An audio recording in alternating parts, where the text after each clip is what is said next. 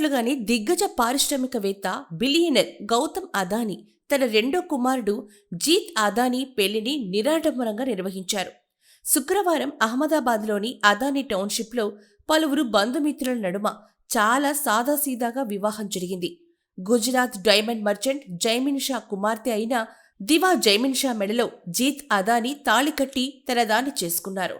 వివాహం జరిగిన తర్వాత పెళ్లి ఫోటోలు పంచుకుంటూ గౌతమ్ అదానీ స్వయంగా ట్వీట్ చేశారు.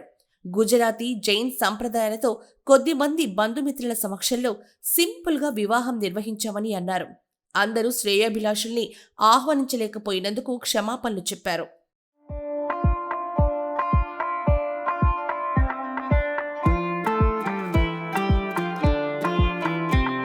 అయితే తన కుమారుడి వివాహం వేళ గౌతమ్ అదానీ తన ఉదార గుణాన్ని మరోసారి చాటుకున్నారు.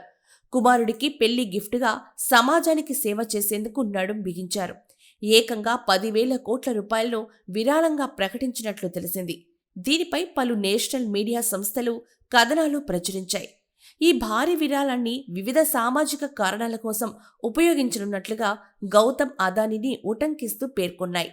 అయితే అదానీ నేరుగా పెళ్లి సమయంలో ప్రకటన చేసినట్లు కొన్ని మీడియాల్లో వచ్చింది.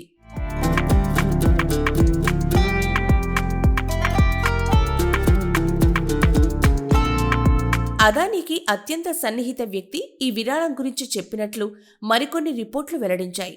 సామాన్య ప్రజలకు పలు విధాలుగా ఉపయోగపడేలా పెద్ద మొత్తంలో విరాళం ఇవ్వాలని అదానీ నిర్ణయించుకున్నారు అని ఆయన అన్నట్లు పేర్కొన్నాయి. పేరు బయటకు చెప్పడానికి ఇష్టపడని ఆయన మాటల ప్రకారం ఈ విరాళంలో పెద్ద మొత్తం ఆరోగ్య సంరక్షణ, విద్య, నైపుణ్యాభివృద్ధి వంటి భారీ మౌలిక సదుపాయాల కార్యక్రమాలకు నిధులు సమకూర్చాలని భావిస్తున్నారు.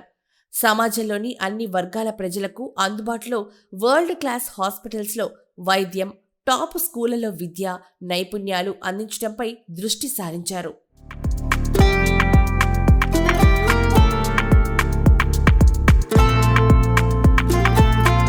అయితే ఈ పెళ్లికి ముందు జీత్ అదానీ కూడా కొత్త కార్యక్రమానికి శ్రీకారం చుట్టిన సంగతి తెలిసిందే.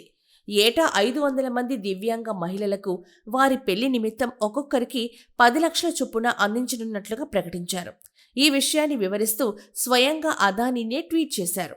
అలాగే మహాకుంభమేళాకు గత నెలలో వెళ్లిన సమయంలో ఫిబ్రవరి 7న జీత్ అదానీ దివా పెళ్లి జరుగుతోందని, సింపుల్గా నిర్వహిస్తామని గౌతమ్ అదానీ చెప్పారు.